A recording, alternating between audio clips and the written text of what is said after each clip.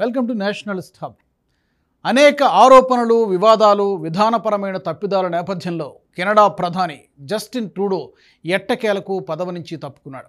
భారత్ వద్ద దౌత్య సంబంధాలు వీగిపోయే దశలో ఉన్న తరుణంలో భారతీయ సంతతికి చెందిన అనితా ఆనంద్ ట్రూడో తదనంతరం బాధ్యతలు చేపడతారంటూ వార్తలు వస్తున్నాయి.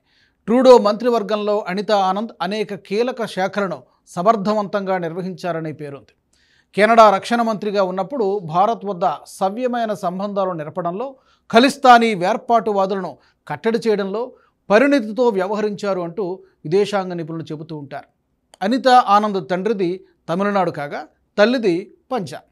ట్రూడో క్యాబినెట్లో అనితా ఆనంద్ ప్రస్తుతం రవాణా శాఖ మంత్రిగా పనిచేస్తున్నారు. అనితా ఆనంద్తో పాటు ట్రూడోకు సన్నిహితురాలుగా పేరున్న మెలనీ జాలీ పేరు కూడా తెరపైకి వచ్చింది. గతంలో ఓ పత్రికకు ఇచ్చిన ఇంటర్వ్యూలో ప్రభుత్వాన్ని నువ్వే నడపాలి జాలీ అని ట్రూడో ఓ సందర్భంలో అన్నట్టు తెలిపింది. జాలీతో పాటు ట్రూడో విమర్శకురాలు క్రిస్టినా ఫ్రీలాండ్, మార్క్ కెర్నీల పేర్లు కూడా వార్తల్లో వినిపిస్తున్నాయి. కెనడా రాజకీయ పరిణామాలను భారత్ గత కొంతకాలంగా నిశితంగా పరిశీలిస్తోంది.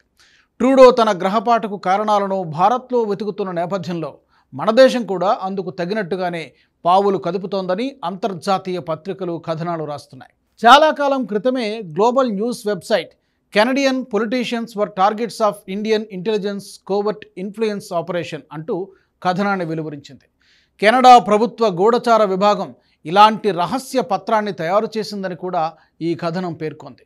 భారతీయ సంతతికి చెందిన ప్రముఖ వ్యాపారులు, వివిధ పార్టీల్లోని రాజకీయ నాయకులు, లేబర్ పార్టీలోని నేతలను భారత గూఢచారులు తరచూ కలుస్తున్నట్టు కెనడా ప్రభుత్వం వద్ద కొన్ని నివేదికలున్నాయని, వారి వివరాలు కూడా ఉన్నట్టు గతంలో పార్లమెంటు వేదికగానే కెనడా ప్రభుత్వం ప్రకటించింది.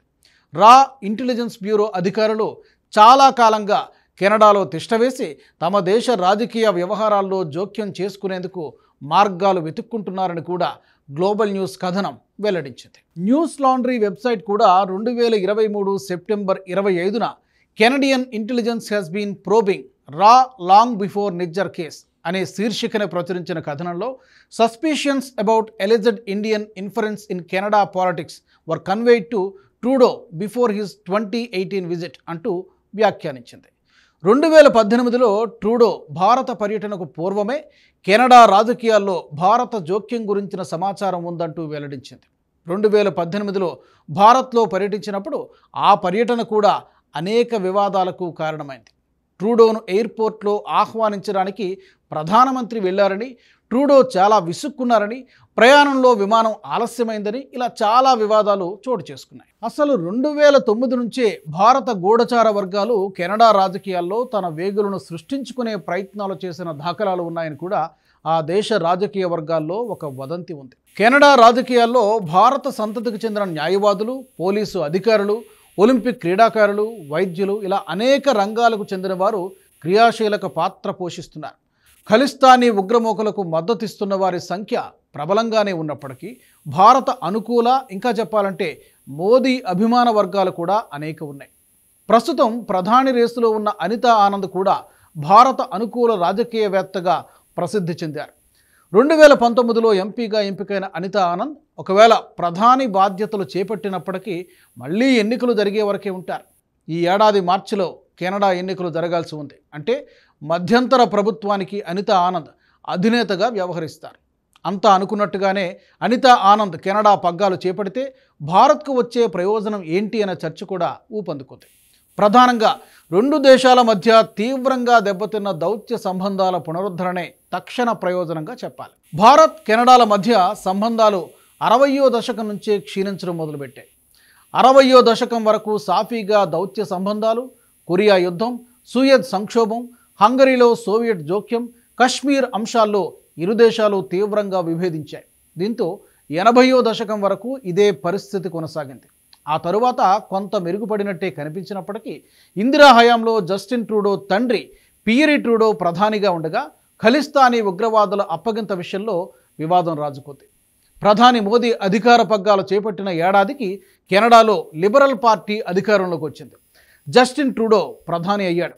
తొలుత కొంత సాఫీగా దౌత్య సంబంధాలు కొనసాగినా 2018లో ట్రూడో భారత పర్యటన సందర్భంగా తలెత్తిన వివాదాలు క్రమంగా తీవ్రమయ్యాయి. 2023లో ఖలిస్తానీ ఉగ్రవాది హర్దీప్ సింగ్ హత్యతో దౌత్య సంబంధాల్లో క్షీణదశ మొదలైంది. భారత గూఢచార సంస్థ రాపై హోంమంత్రి అమిత్ షాపై ఆరోపణలు చేయడంతో దూరం మరింత పెరిగింది. అనితా ఆనంద్ రక్షణ మంత్రిగా కొనసాగిన కాలంలో భారత్తో సవ్యమైన సంబంధాలు కోరుకున్నారు. విధానపరమైన అంశాల్లో భారత అనుకూల వైఖరి తీసుకున్నారు.